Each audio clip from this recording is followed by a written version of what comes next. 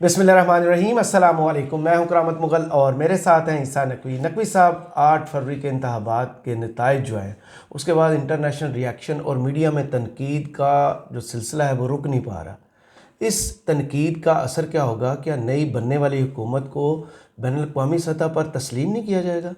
देखिए, बहुत सारी चीज़ें होंगी, लेकिन उसमें क्या क्या होगा और क्या क्या नहीं वो मैं आपको बता देता हूँ। बहुत अहम मामला जो है वो अब आगे की कहानी के ऊपर पड़ेगा सही। असर। अभी तो जो हो गया है वो हो गया है, जी। It can't be undone. लेकिन उसके बाद जो रिएक्शन आया है उससे जो डैमेज हुआ है दैट कांट बी अनडन। सही। देखें, ऐसा नहीं है कि पाकिस्तान में होने वाले या दुनिया में होने वाले किसी भी मामले के ऊपर ममालिक के दरमियान मैसेजिंग नहीं होती, उनके साथ मामला टेकअप नहीं किया जाता, उनको उस पर तजवीज़ नहीं दी जाती, उस पर उनको फ्रेंडली एडवाइस ना दी जाती हो, उस पर उनसे एहतजाज ना किया जाता हो, मजम्मत ना की जाती हो। ये सारी स्टैंडर्ड नॉर्मल डिप्लोमेटिक प्रैक्टिसेस हैं। बिल्कुल सही। उसके लिए हमेशा इस्तेमाल होता है बैक चैनल। बैक चैनल यानी आपका सफ़ीर क्यों बैठा है किसी मुल्क में और वो सफारती असनाद क्यों जाके पेश करता है उस मुल्क के हेड ऑफ स्टेट को। वहाँ पर दफ्तर ख़ारजा जो भी है जो डील कर रहा है, ये एक्सटर्नल अफेयर्स मिनिस्ट्री है, उसमें सेक्रेटरी के साथ, फॉरेन मिनिस्टर के साथ, दीगर डेस्क के लोगों के साथ रब्ते में रहता है। ये बंद कमरा होती हैं चीज़ें जी। ये आपको कभी भी ओपन में, आउट इन ओपन डिबेट होती नज़र नहीं आती। सही। ये जो बंद कमरा होने वाली गुफ्तगू है, ये जब आउट इन दी ओपन आ जाए, स्टेटमेंट्स में झलकने लग जाए, वो जो खुफिया पैगामात दिए जाते हैं और ममालिक के दरमियान कम्युनिकेशन होती है, तो जब ये बाहर आ जाए ना तो इसके मकासद मुख्तलिफ हो जाते हैं। सही। जब तक ये कमरे के अंदर रहती है गुफ्तगू, इसकी नौयत मुख्तलिफ होती है, और जब वही बात या फिर उससे माइल्डर बात भी बाहर आ जाए तो फिर उसका मतलब बिल्कुल इंटायरली चेंज हो जाता है। आपको याद है कि जिस वक्त जो मुख्तलिफ यूरोपियन ममालिक हैं बशमूल अमरीका, इन्होंने एक स्टेटमेंट दिया था टर्की के एक मामले पे, तुर्की, और तैयब अर्दवान ने उसके 2 दिन के बाद एक तकरीर की और उसने कहा कि ये 10 ममालिक के सफ़ीर बोरिया बिस्तर गोल करें और जाएं सही। इस मुल्क से।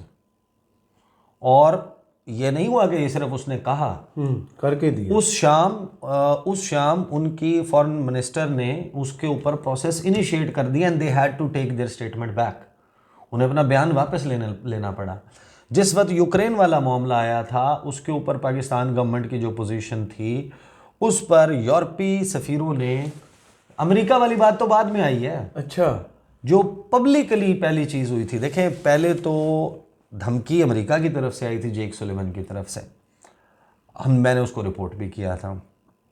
उसके बाद जो पहली ओपन चीज़ हुई थी वो इन्होंने एक लेटर लिखा था। सिर्फ लेटर लिखा नहीं था, उस लेटर को अपने ट्विटर पे लगाया था यूरोपियन यूनियन की एम्बेसडर ने और शेयर किया था।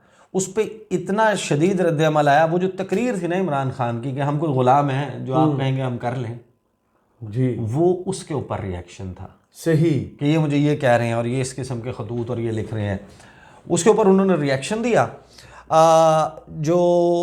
उसमें अब यूरोपीय यूनियन में उन्होंने साथ में तुर्की के सफ़ीर का भी, Mustafa Yardgul I think was his name, उसका नाम भी डाला हुआ था। वो ट्विटर पे चला गया, उसने कहा कि भाई हमने तो नहीं किया, ये इन्होंने अपनी तरफ से नाम डाल दिया। Then the European ambassador had to take down the statement and reupload it minus Turkiye. उस वक्त टर्की था। तो वो उन्होंने जो है वो नाम इस तरीके से किया। अब देखें, ये जो बयानात के ज़रिए सामने आने लगे हैं ना, इसमें फिर सवाल ये भी है कि ये ओवरसीज़ पाकिस्तानीज़ का प्रेशर है। को 25 अमरीकी जो कांग्रेसमैन एंड कांग्रेस वेमेन है, उन्होंने, जो अमेरिकन लेजिस्लेटर्स हैं, उन्होंने अमरीकी हुकूमत पे, स्टेट डिपार्टमेंट पे दबाव डाला है कि इसके ऊपर कुछ करें। जी। फिर बयानात आए हैं, यूरोपीय यूनियन का स्टेटमेंट, अक़वाम मुत्तहिदा का स्टेटमेंट, यूएन ह्यूमन राइट्स का स्टेटमेंट, बरतानिया का स्टेटमेंट। एक सवाल तो बुनियादी ये है कि ये क्या, ये ओवरसीज़ पाकिस्तानीज़ ने इतना काम कर दिया? जमाइमा खान का कोई इसमें किरदार है, जमाइमा खान गोल्ड स्मिथ फैमिली का कोई किरदार है, इमरान खान के बच्चों का, कासिम का और सुलेमान का, उनकी वजह से ये सब कुछ हो रहा है, या इसकी कोई और वजह है और इसका इम्पैक्ट क्या होगा? देखें ये सारी वजूहात हैं मिल के, ये सारी शामिल हैं, लेकिन एक वजह और भी है जी, थोड़ा सा अपने गिरबान में भी देखें।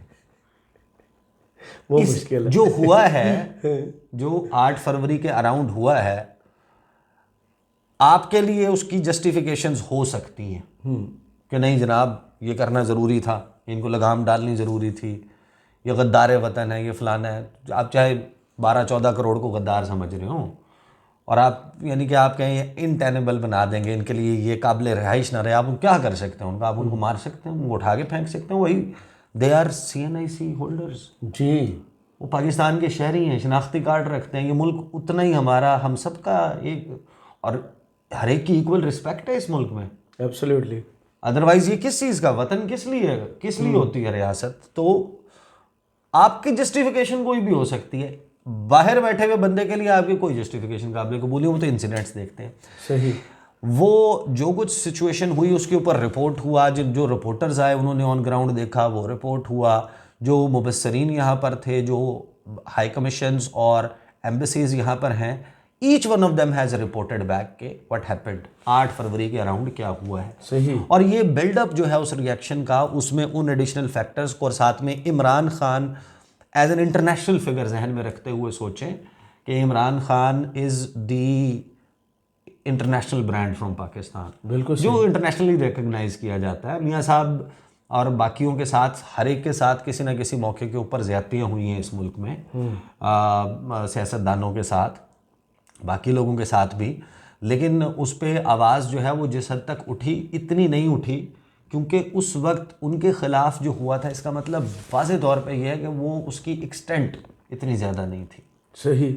ये अब बहुत ज़्यादा ओपनली हुआ है, और जो अब सामने आया है उसके बाद अब इसका नतीजा क्या होगा? देखें, ये पहली मर्तबा हुआ है at least in my living memory, कोई शायद इसके अलावा कोई एग्ज़ाम्पल हो, लेकिन मेरा नहीं ख्याल कि इसके अलावा कोई एग्ज़ाम्पल है। शायद 2002 में शायद हुआ हो, but apart from that I don't remember. ये तो मुझे पता है कि जब जुल्फ़कार अली भुट्टो की फांसी का मामला आया था, उस वक्त दुनिया के बहुत से ममालिक की तरफ से अपील्स आई थी जी, नॉट टू एग्जीक्यूट हिम, कि उनको बना दिया जाए। कुछ लिबिया ने कोशिशें की थी, कुछ गल्फ़ ममालिक ने कोशिशें ये भी की थी कि वो, बट जुल्फ़कार अली भुट्टो भी और स्टाइल से, उन्होंने तो इफ़ आई एम असैसिनेटेड किताब और वो जनाब उसमें अपने डेथ सेल से जो लेटर्स और वो लिखे थे, वो तो he was ready for all kind of things. और दूसरा कुछ लोग ये भी कहते हैं कि उन्हें यकीन था कि he will not be executed, उनको फांसी नहीं दी जाएगी, ही वॉज सो श्योर। कुछ लोग ये कहते हैं, बाल कुछ कहते हैं कि वो ही न्यू एंड ही सेड के मैं यानी कि तारीख़ के हाथों कत्ल होना पसंद नहीं करूँगा, मैं एक आमिर के हाथ में कत्ल हो जाऊँ, तारीख़ के हाथों में कत्ल नहीं होऊंगा। तो ये शायद आइडियोलॉजी या फ़िलासफ़ी उसके पीछे थी। अब ये जो हुआ है ना, इसमें सवाल मैं आपको बता देता हूँ। देखें, बड़ा इंपॉर्टेंट, और कुछ जो चीज़ें शेप अप होंगी वो इसी के अराउंड होंगी, वो है बरतानवी वज़ीर ख़ारजा का बयान, और फिर वो चीज़ आपको रेजोनेट करती हुई नज़र आती है किसी ना किसी तरीके से अमेरिका के अलावा जितने भी बयान आते हैं जी, जितने भी रिएक्शंस हैं, उसमें अमेरिका का जो हुकूमती सतह पर रिएक्शन है उसमें उस तरीके से नहीं आता, लेकिन बाकी सब में मौजूद है। पाकिस्तान में अदालती निज़ाम, पाकिस्तान में निज़ाम इंसाफ, पाकिस्तान में अदालतों की कार्रवाई, उसमें एक तो वो लोग लब कुशाई करते हैं जिन केसेस में, वो हैं 295 जी, BC, जो तौहीन रिसालत के मुकदमात हैं, उनमें वो बोलते हैं। दूसरा, वो पाकिस्तान के लीगल सिस्टम और इस सारे मामले में बोलते हैं जब जिस तरह डैनियल पर्ल के कत्ल के वो मुलजिम जो है वो बरी होते हैं, तो फिर वो इस किस्म से नौयत के रिलेटेड वाक़यात जिसमें उनका डायरेक्ट इंटरेस्ट होता है। अच्छा, वो क्योंकि डायरेक्ट इंटरेस्ट होता है, जो अंदरूनी मामलात होते हैं उसमें वो फिर बात करते हैं, जब इस किस्म की वो करते हैं जिस तरह के, यानी कि ऐसे वाक़यात जो उनसे डायरेक्टली कंसर्न हो, जी, वन वे और दी अदर, दहशतगर्दी के मुल्ज़िमान के हवाले से। एक फिर यूरोपीय यूनियन का है कि कैपिटल पनिशमेंट नहीं देनी, जी, जो सज़ाए मौत है उसके हवाले से उनका मौक़िफ़ पूरी दुनिया के हवाले से कि सज़ाए मौत नहीं होनी चाहिए, और GSP+ स्टेटस में भी वो रखते हैं।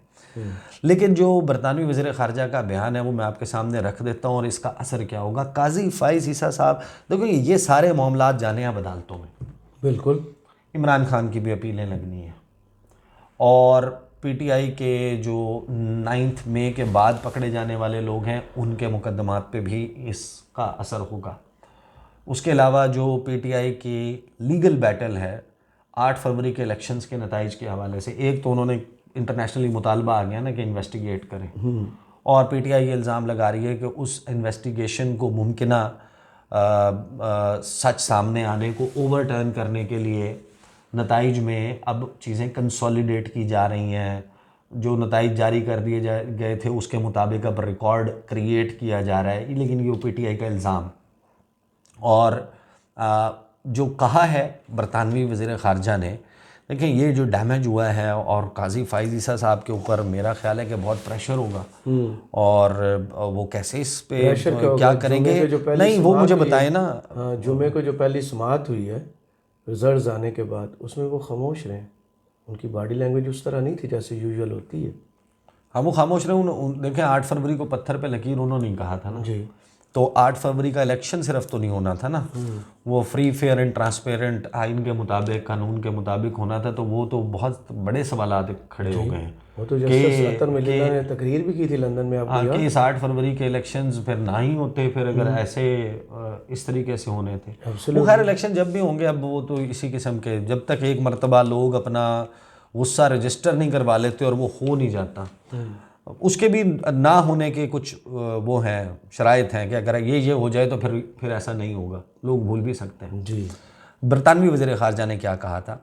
एक तो उन्होंने जिस तरह यूजुअल बयान शुरू हुआ ना कि हमारे देरीना ताल्लुकात हैं, लोगों ने हक़ के राय दही इस्तेमाल किया, उसका खैर मकदम करते हैं। आगे उन्होंने कहा कि ताहम हम इंतखाबात की शफाफियत में कमी से मुतल्लिक पैदा होने वाले संगीन खदशात को तस्लीम करते हैं।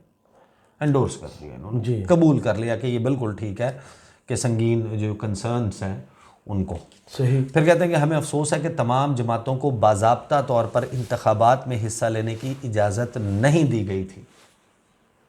अब ये अफसोस और रिग्रेट करना किस जमात को नहीं दी गई थी? PTI। और ये फ़ैसला फाइनली कहाँ से हुआ था? सुप्रीम कोर्ट से, नंबर 1। नंबर 2, और ये कि कुछ सियासी रहनुमाओं को शिरकत से रोकने और उनसे मंसूब इंतखाबी निशानात के इस्तेमाल को रोकने के लिए कानूनी तरीक़ाकार को गलत इस्तेमाल किया गया था। सुप्रीम कोर्ट और दीगर अदालतें। हमें पोलिंग के दिन इंटरनेट की बंदिश, नताइज जारी करने में नुमायां ताख़ीर और वोटों की गिनती के अमल में बेज़ाब्तगियों के दावों पर भी तशवीश है। अब ये भी जो इंटरनेट की बंदिश है, आया था फैसला सिंध हाई कोर्ट से कि इंटरनेट बंद नहीं होगा, और यकीन दहानी इलेक्शन कमीशन ने यही करवाई। सब कुछ हो गया था। तो उसके बाद क्या उन्होंने तौहीन अदालत की कार्रवाई की? नो। क्या किसी को उसके ऊपर रेप्रिमांड किया? नहीं किया, नॉट एट ऑल। अच्छा, अब ये जो बेज़ाब्तगियों के दावे हैं ये कहाँ जाएंगे? ट्रिब्यूनल्स में जी, तो वो भी आप अपने जहन में रखें। पाकिस्तान की तरक्की के लिए अहम इस्लाहात के मैंडेट के साथ अवामी हुकूमत का मुंतखब होना ज़रूरी है। नई हुकूमत को अपनी आवाम के सामने जवाबदेह होना चाहिए। पाकिस्तान के तमाम शहरियों और बिरादरियों के लिए मसावी मफादात और इंसाफ के साथ नुमाइंदगी करनी चाहिए। अब उन्होंने, और हम अगली हुकूमत के साथ कायम करेंगे। आगे बरतानिया पाकिस्तानी हुकाम पर बुनियादी इंसानी हुकूक, फंडामेंटल राइट्स, जी, ये आर्टिकल 8 से स्टार्ट होते हैं ऑनवर्ड्स, जी, आपके जो फंडामेंटल राइट्स का चैप्टर है। फंडामेंटल राइट्स जो हैं उसको यकीनी बनाना, वैसे तो पूरी रियासत और उसका है, चीफ जस्टिस ऑफ पाकिस्तान और तमाम जजेस of supreme court of Pakistan और तमाम आला अदालतें, आपकी हाई कोर्ट के जजेस, उनके हल्फ का हिस्सा है कि उन्होंने आइन की पासदारी नहीं सिर्फ करनी, इम्प्लीमेंट भी करना है, उन्होंने उसका दिफा करना है, तहफ़्फ़ुज़ करना है। They have to make sure कि ये आइन, इसके ऊपर अमल दरामद हो, कोई और भी इस आइन को रोंदे ना। बिल्कुल। तो जो बुनियादी इंसानी हकूक़ हैं उनके हवाले से भी उन्होंने कहा कि बुनियादी इंसानी हकूक़ बशमूल मालूमात तक आज़ादाना रसाई और कानून की हुक्मरानी को बरकरार रखने के लिए ज़ोर देता है बरतानिया। तो ये किस पे ज़ोर दे रहा है? मेरे और आप पे तो नहीं दे रहा। इसमें मुनसिफाना कानूनी कार्रवाई का हक, राइट टू फेयर ट्रायल शामिल है। अब राइट टू फेयर ट्रायल का मामला किसका चल रहा है? इमरान खान, शाह महमूद कुरैशी और दीगर। जी। राइट टू फेयर ट्रायल वो कह रहे हैं। अमल की मुनासिब अमल की पाबंदी, ड्यू प्रोसेस कहाँ होना है? ये अपना गुलजार होटल पे या जावेद पेशावरी पे, अख्तर कैफे। ड्यू प्रोसेस भी। और मुदाखलत से पाक आज़ाद और शफाफ अदालती निज़ाम शामिल है। तो directly they have done that and it is being resonated everywhere. Now chief justice Qazi Faez साहब जो है वो, उनके बारे में ज़ाहिर है कि रिपोर्टर्स और ये सारे जो उनके करीबी रिपोर्टर्स जो उनके जो रिपोर्ट करते हैं उसमें पूरा एक ग्रुप है, जो तबका है, जो रिपोर्टर्स का मेजॉरिटी जो है वो ये समझता है कि काजी साहब जो हैं वो अपराइट, बिल्कुल इस पे कोई कॉम्प्रोमाइज़ नहीं करेंगे और ना करते हैं। और काजी साहब ने अपनी इस शोहरत को बहुत ज़्यादा, जिसे कहते हैं ना कि इंश्योर भी किया कि मेरी ये, कि मैं I see this book, I will not go against it. अब ये हमारा पाकिस्तानियों का बायस है कि हम उनके ख़िलाफ़ तनकीद करते हैं, हम उनको अच्छा समझते हैं, बुरा समझते हैं। लेकिन एक चीफ़ जस्टिस के हवाले से जो उनकी लेगेसी है, इंटरनेशनली जो चीज़ें हो रही हैं, जब ये सवाल उठा रहा है बरतानिया, UN, यूरोपीय union, G, minus America, Australia सारे उठा रहे हैं, तो उनकी legacy, because he is the chief justice, he is spearheading the legal आइनी कानूनी सिस्टम इन पाकिस्तान। तो ये मेरा ख्याल है कि इसकी वजह से ये जो बयानात आए हैं, ये जो प्रेशर बिल्डअप हुआ है, इससे हमारे जो अदालती निज़ाम है, जो इंसाफ का निज़ाम है, वो अंडर प्रेशर ज़रूर होगा, अंडर चेक ज़रूर होगा कि अब वो जो सिलसिला चल रहा है उसको शायद तो थोड़ा बहुत मेरा ख्याल है कि असर आपको फिर अब PTI के मुकदमात और उसके ऊपर, और फिर उसका क्रेडिट लेने के लिए नून लीग ऐसे कद्दा करेगी कि देखें जनाब हमने कर दिया है ठीक। बिलावल अब रखे ना शर्त, कहे ना एक भी सियासी कैदी नहीं होगा जी। अब क्या है, अब मजा है। आप हुकूमत में आ रहे हैं ना, बहनों कि बेटियों को गिरफ्तार नहीं किया जाएगा, मेरी हुकूमत में ये नहीं होगा। लेट्स सी, आप हुकूमत का हिस्सा बनने वाले हैं, तो हाथ कंगन को आरसी क्या, पढ़े लिखे को फारसी क्या, घोड़ा भी है, मैदान भी है। चलो सवाल देख लेते हैं, पता चल जाता है कि क्या सिलसिला होता है। Let's see. बहुत शुक्रिया ईसा नकवी, आपके तजिए का कमेंट्स बॉक्स में ज़रूर बताइएगा। ये वीडियो आपको कैसी लगी। इजाज़त दीजिए, अल्लाह हाफ़िज़।